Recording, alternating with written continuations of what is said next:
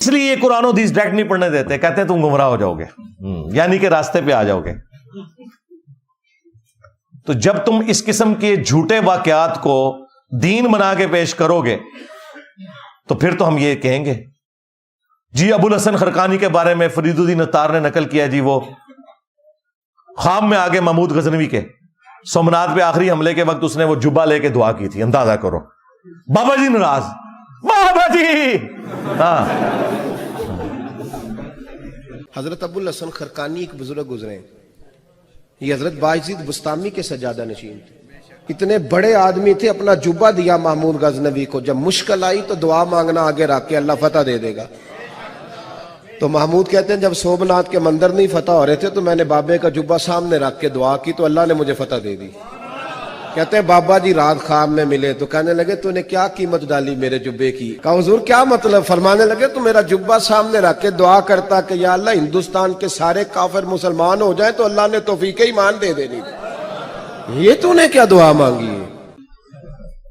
بابا جی نے کہا کہ تو نے تو میرے کرتے کی قیمت ہی بڑی کم لگائی ہے، اگر تو یہ جبہ اٹھا کے یہ کہتا نا کہ قیامت تک ہند کی سرزمین میں کوئی کافر نہیں ہوگا تو یہ دعا قبول ہو جاتی۔ ہمارا معصومانہ سوال ہے کہ نبی علیہ السلام تو کرتا مبارک پہن کے جب مدینے کی گلیوں میں اور مکے کی گلیوں میں جاتے تھے تو لوگ تکلیف دیتے تھے مکہ شریف میں، طائف میں، آپ کو دیکھ کر، آپ کے کرتے کو دیکھ کر تو سارے کا سارا مکہ اور مدینہ تو مسلمان نہیں ہوا، آپ کی تبلیغ سے ہوا ہے، اور تم کہہ رہے ہو کہ بابے کے کرتے سے یہ ہو جانا تھا۔ پھر صحیح مسلم میں حدیث ہے، اسما بنت ابی بکر نے نبی علیہ السلام کی وفات کے بعد ایک کالا جبہ کسروانی طیالسی پرشین امپائر کا جبہ، وہ کالا ہی ہوتا تھا جس طرح سندھی اجرک ریڈ ہوتی ہے، وہ نکالا اور کہا یہ نبی علیہ السلام کا کرتا تھا، آپ صلی اللہ علیہ وآلہ وسلم اسے پہنا کرتے تھے اور ہم اس کا دھون مریضوں کو شفا کے طور پر پلاتے ہیں۔ نبی علیہ السلام کا کرتا شفا دیتا ہے اللہ کے اذن سے، لیکن صحابہ کرام نے جنگ قادسیہ اور یرموک میں نبی کا کرتا نہیں پیش کیا کہ جتنے یہاں پہ رومن امپائر کے لوگ ہیں سارے کے سارے مسلمان ہو جائیں اس کی برکت سے۔ تو تیرے بابے کا کرتا اتنا بڑا کتوں ہو گیا؟ کہانیاں کروانا ہے؟ کہتا جی نبی کے ساتھ کیوں کمپیئر کرواتے ہو؟ اس لیے کہ ہمارا نبی وہ ہے جس کی قبر مدینے میں، ہم نے کلمہ اس کا پڑھا ہوا ہے نا۔ تمہارا نبی کون ہے وہ بتاؤ؟ کہیں وہ تو نہیں ہے جس نے کہا تھا کہ میرا جھنڈا محمد کے جھنڈے سے بھی بڑا ہوگا، باعزید بستامی؟ ہاں، اور تمہارے مولوی دفاع کر رہے ہیں کہ اللہ بول رہا تھا ان کے منہ سے، اور اللہ تو نبی کے منہ سے نہیں بولتا، وہاں میں بھی آیا وما ينطق عن الهوى ان هو الا وحی یوحى، نبی اپنی خواہش نفس سے کچھ نہیں کہتے، وہ کہتے ہیں جو ان کو وحی کی جاتی ہے۔ اور تو ہر وقت با یزید فقر با یزید فقر جنید و با یزید، یہ وہ شعر پڑھتا رہتا ہے ڈاکٹر اقبال کے۔ بھائی ہمیں یہ اختلاف ہے، کیوں اس نے کہا لوائی اعظم من لوائی محمد، میرا جھنڈا محمد کے جھنڈے سے بڑا ہوگا، قیامت کے دن کا جھنڈا تو ہمارے نبی علیہ السلام کے پاس ہوگا۔ ہاں،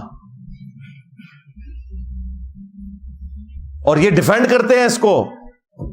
تو بھائی اگر بزرگوں کی عزت کروانی ہے، ان کا ایمان بچانا ہے، تو ان سارے واقعات کو جھوٹ کہہ دو، ہم تمہارے ساتھ ہو جائیں گے۔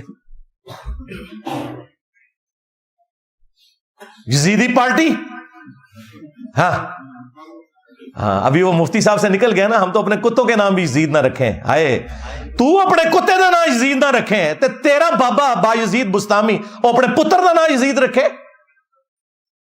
اپنی کنیت ابو یزید رکھے۔ کدھر دماغ گیا میرا؟ اور دیکھیں ان کے منہ سے کیسی بات اللہ نے نکلوا دی ہے کہ ہم تو اپنے کتوں کے نام بھی نہ رکھیں۔ اور باجید بستامی کے بارے میں ان کا دعویٰ ہے کہ وہ امام جعفر صادق کا مرید تھا، اور وہ بھی قبر پہ۔ اوے امام جعفر کے ماننے والے آج اپنے بچوں کے نام یزید نہ رکھیں، جو ڈائریکٹ مرید تھا اس نے کیسے ابو یزید اپنی کنیت رکھ لی؟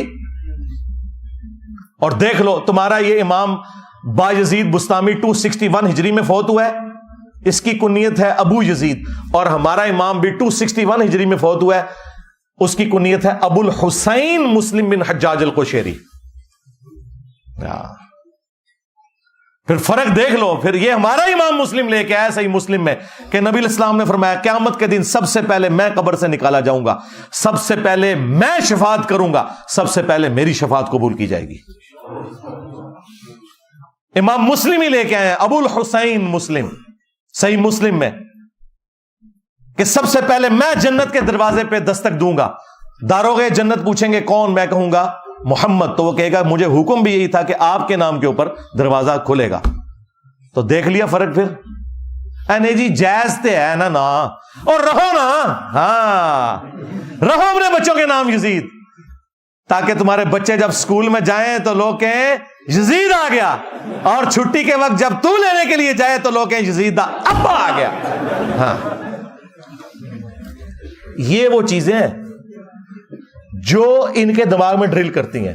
دنیا میں بخاری مسلم تو 1200 سال سے تھی, قرآن 1400 سال سے تھا, چینج کیوں نہیں آ رہی تھی؟